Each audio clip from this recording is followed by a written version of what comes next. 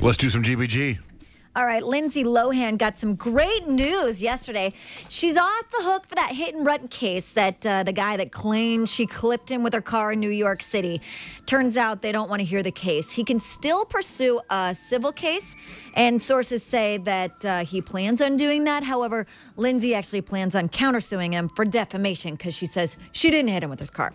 Now, there's lots of things happening. Last night, she went out in New York City, was partying till 3 in the morning, which may have been a clear message to her dad, Michael Lohan, who tried to stage an intervention recently. It didn't work out, but Michael's still telling us some of the details. Things were getting so bad, and they came to me and told me I was the only one that could put it together. So I started to. And they said, let's do this. It's getting to the point where something has to be done. And in the process, while I was going to the room, Lizzie took off, and she was running. And it broke my heart to even envision her in that state of mind running through the streets of Bel Air. Isn't that kind of funny? That end part, running through the streets of Bel Air. Mm-hmm. It breaks my heart to see her running through the streets of Bel Air. You think, oh my God, there's Fresh Prince. Yeah, probably not. In any case, the other Lohans, Lindsay's 3 siblings, have come forward and said, Dad, you need to stop. Like, really, this is getting absolutely ridiculous. And so it's family versus family at this point. I hope it works out for them because it's getting pretty dramatic at this point. Now, I did tell you over the weekend, Jessica Biel and Justin Timberlake did get married. They finally succeeded, and now some details are emerging. They're saying this Italian wedding cost over $6 million. Why? Now, we had heard that Justin Timberlake was doing all the planning because Jessica would have been just fine with something really small and intimate, but Justin is a well-known mama's boy. He's super close with his mom. Brought her to the Oscars instead of Jessica Biel last year. You remember that. Mm-hmm.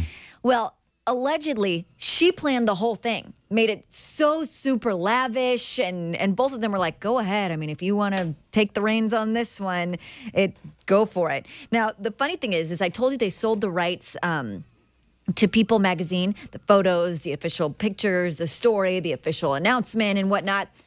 From what I hear, and this doesn't leave the room. Gotcha. They only got $300,000 for that.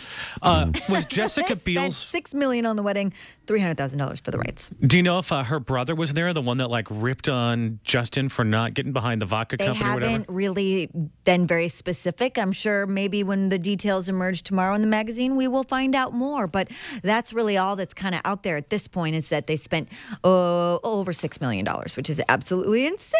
But now that they're hitched, Jessica has told Justin she's ready for a baby and wants to have 2 kids, ideally, a boy and a girl. Isn't that sweet? Now, you know her as a teen bride, Courtney Stodden. She is now 18 years old, and when she got married, she was 16 years old and said, I was a virgin when I married him. She was saving herself. I knew that if I kept that, I would really be blessed with a beautiful gift, and God did. He blessed me with my soulmate. Now we're seeing some cracks in the so-called perfect relationship. On VH1's Couple Therapy, her 52-year-old husband admitted to being a little insecure that she's still in contact with her 21-year-old ex-boyfriend.